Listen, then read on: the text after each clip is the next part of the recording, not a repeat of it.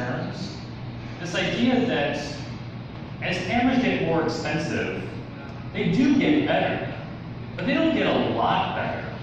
Like, sometimes people criticize me. They say, why do you have a $2,000 camera when you could rent a $100,000 camera?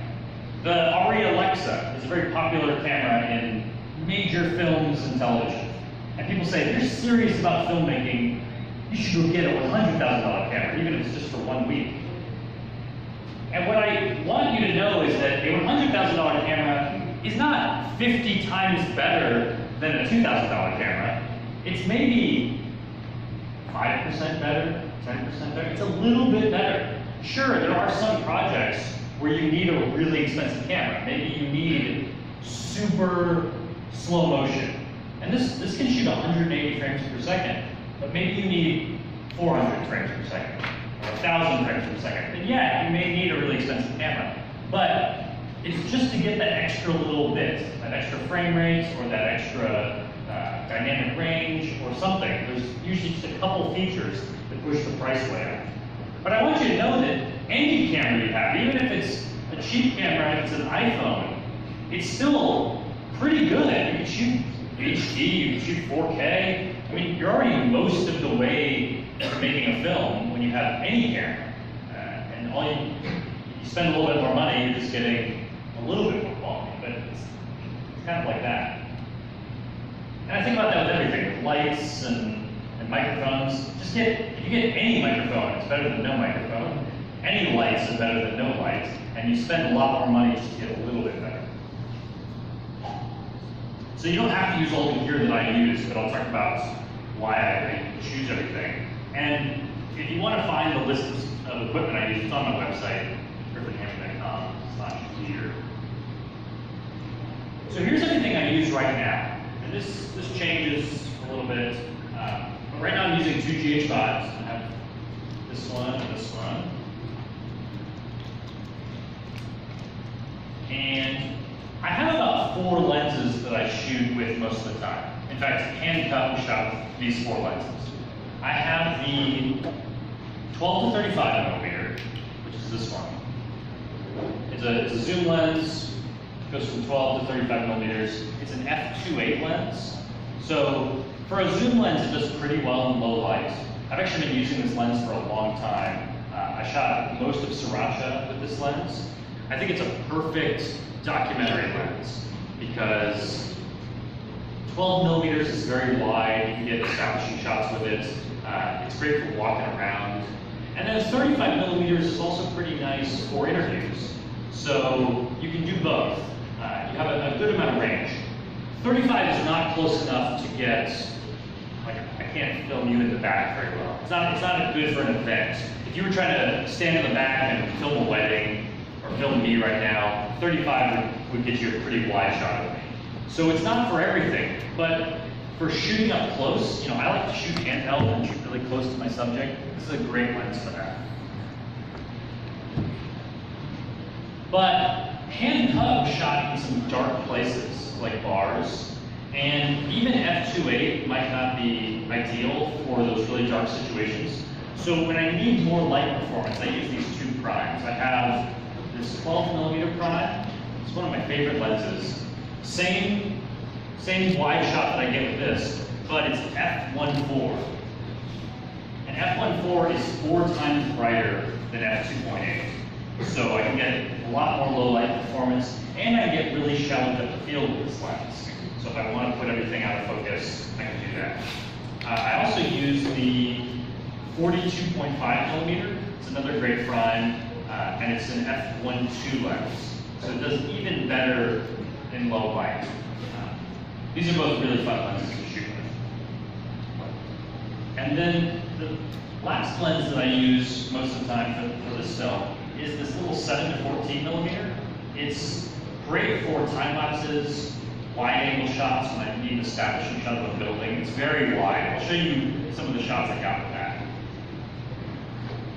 I also have a 35 to 100 millimeter, another zoom lens, but it's too tight for most of the stuff I want to do. It's great for events. If I put the camera in the back of the room, it's perfect for that. But I I personally like the look of wide shots. I like to shoot very wide and very close to people.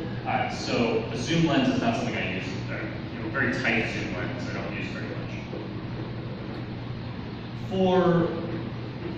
Let me talk about audio real quick.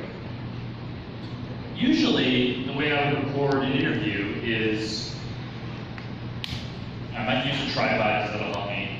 And I would use an audio recorder to catch the audio. What I'll do is, I'll plug a microphone into the audio recorder. This is my Rode NTG3. It's my most expensive microphone. It's a very expensive microphone. It's like $700. But you don't need a $700 microphone. I was talking about law of diminishing returns. I have the Rode NTG3. I also have the Rode NTG2. The Rode NTG2 is $250. $700. This microphone is maybe 5% better than the other microphone. In fact, you probably can't hear the difference unless you're listening to both at the same time. But I have this mic and I like it, so I have to use it. But you don't need an expensive mic. Just any microphone will sound good if you get it close to the subject. Even this mic, it's a great microphone. But if I put it on the camera and my interview subject's way over here, it's not going to be the best audio. It's always going to be better being close. So that's why I use an audio recorder, and I'll record my audio separately. But Panasonic just made a product that makes interviews a lot easier. They made a little XLR adapter for the GH5. So this goes onto the camera on the hot shoe. And here, when I turn the camera on, it's actually getting power from the camera. It doesn't even need to plug into the battery or plug into the microphone. It just gets all its power and information through the hot shoe. And now I can plug my microphone directly into the XLR adapter.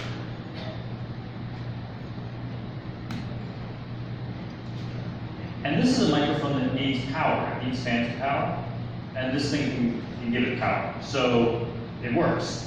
This is great. I can now do my interviews right into the camera. I don't have to synchronize it later. It works very well. And this has all sorts of settings. It has volume control, automatic level control, everything you would expect in like a camcorder. So this is the XLR1. And I used to use the Zoom H5. I still use this audio recorder. You know, I can do things with this. I can put it over here and shoot video over here. There's some interesting things I can do with an audio recorder that I can't do with this. But this is very convenient, because now I can walk around with the camera like this, do my interviews handheld if I need to. Sometimes I flip out the screen to see my interviews this way. I can kind of tell what I'm doing.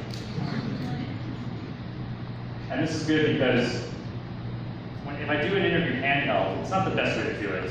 You know, try to make it really stable. But what will happen is the camera might start to tilt. Yes.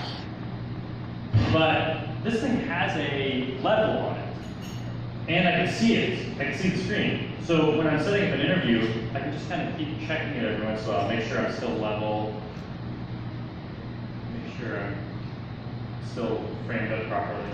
But shooting on tripod will always be easier for interviews.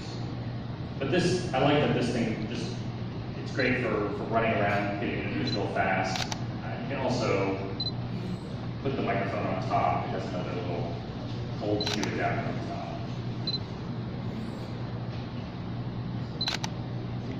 So you can always, with these cameras, build them up and make them look more like a video tool. But sometimes I like to be very lightweight and just use the camera by itself.